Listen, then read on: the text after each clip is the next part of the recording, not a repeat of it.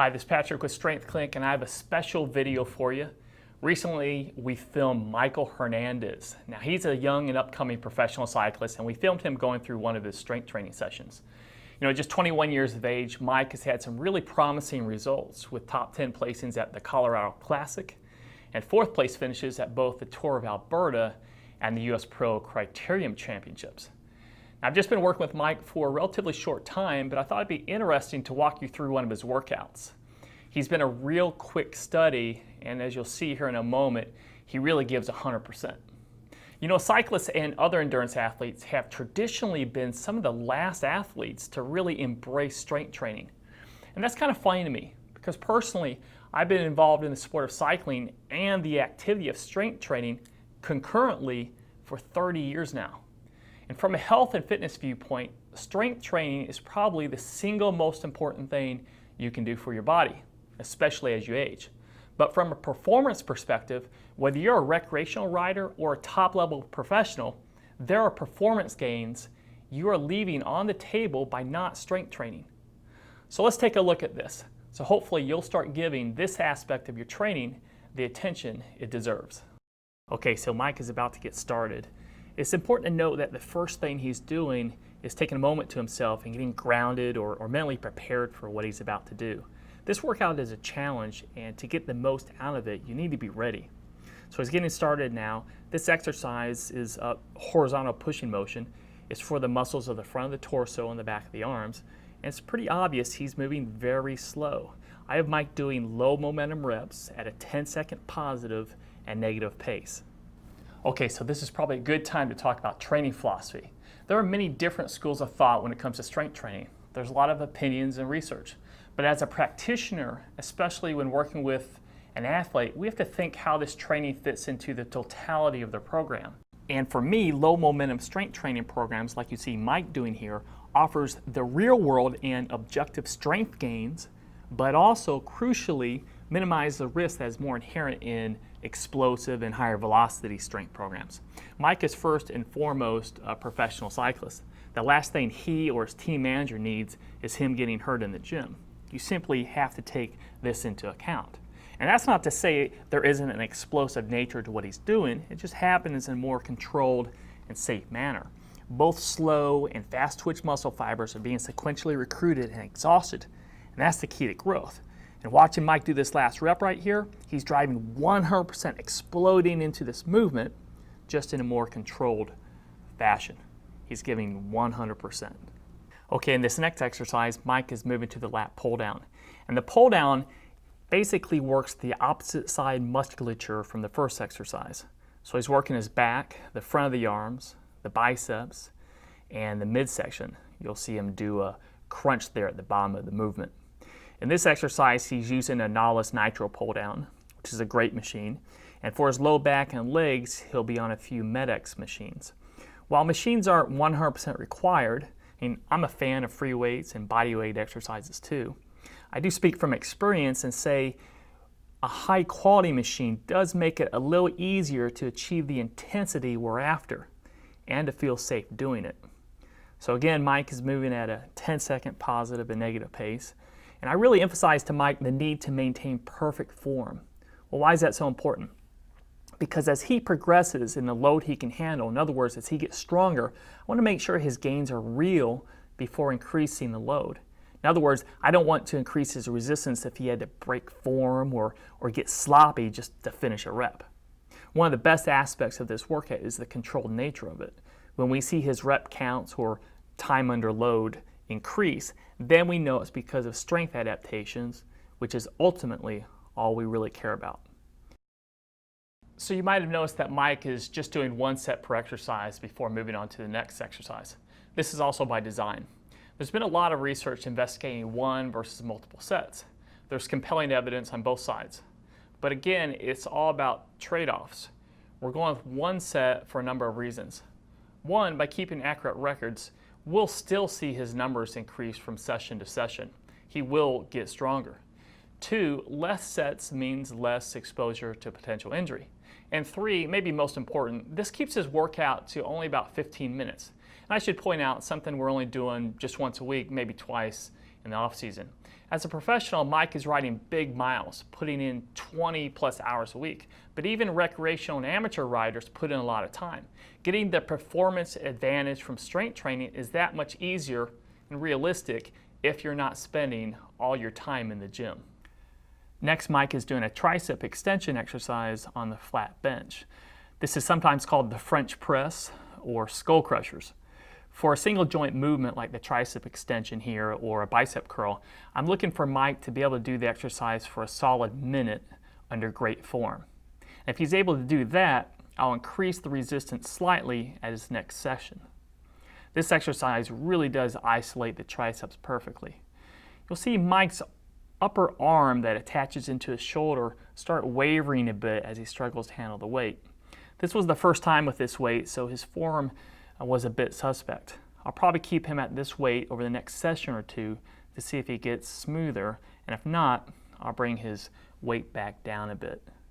For most of the compound exercises like the chest press or lat pull down, the time under load I'm looking for is between 1:20 and 1:30.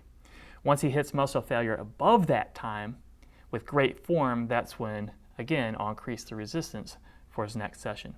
I found if you use heavier weights and aim for a time under load around a minute for the compound exercises, the weight gets a bit too much for some people and they have a hard time maintaining the form.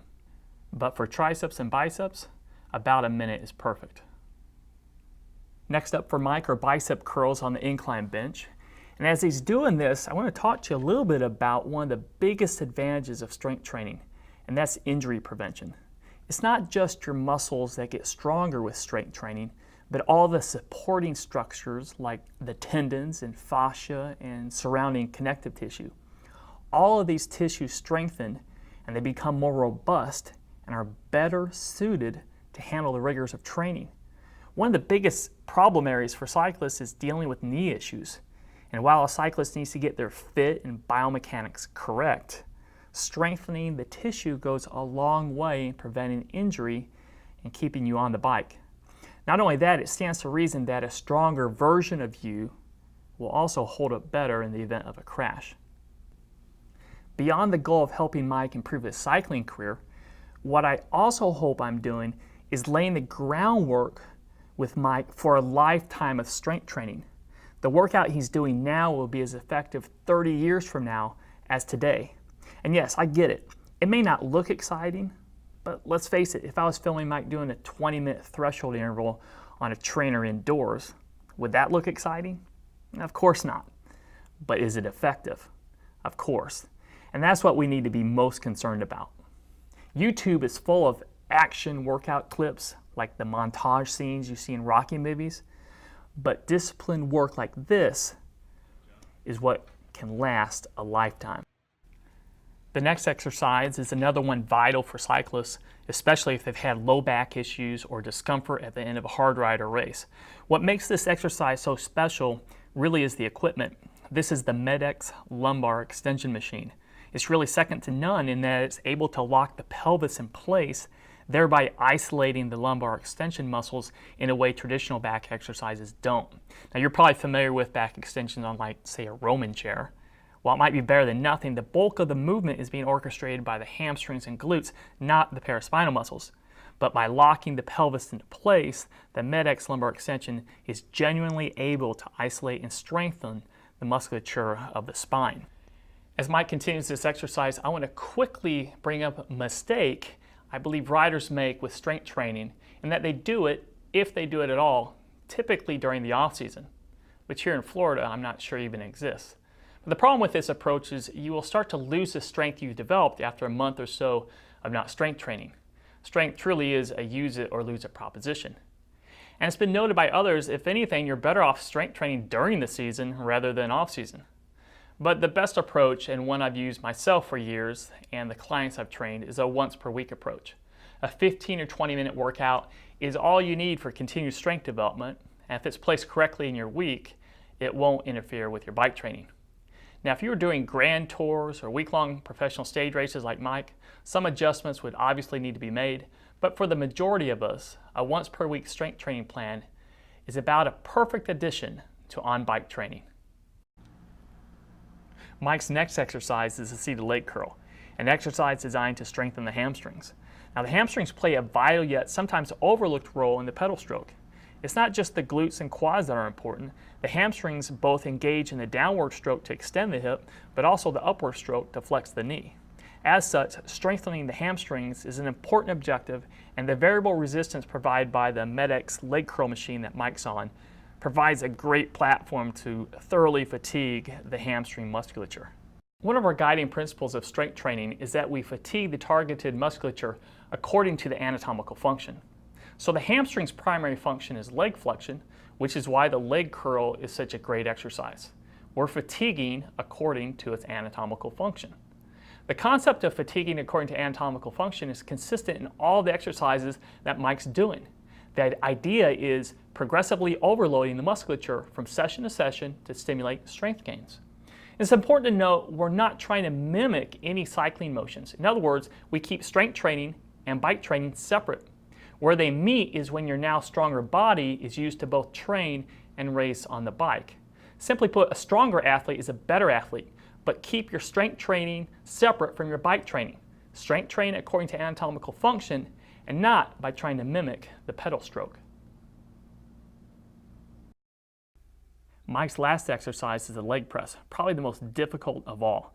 And it's easy to see why. The leg press works pretty much all the musculature of the lower body, the quads, glutes, hamstrings, even calves. But for cycling, the leg press really represents where the rubber meets the road and what we hope will help propel Mike to more great finishes like this one at the Tour of Alberta. It should be obvious, but stronger legs make for better cycling. Let's dig in a bit and talk about how strength training improves cycling. One of the areas research points to, not just in cycling, but other sports like running, soccer, cross-country skiing, is that strength training improves work economy. Work economy is the relationship between oxygen cost and power output. Strength training has been shown to improve this relationship in the neighborhood of 5%. So what that means to you is less musculature recruited at given power outputs, which means you stay fresher longer and your time to exhaustion at maximal power outputs improves. You simply last longer. These are the kind of performance advantages riders are leaving on the table by not strength training. The leg press is extremely difficult, similar to sprinting at the top of a 90-second climb. And you can see that in Mike's effort and his breathing rate, and no doubt his appreciation that it's over.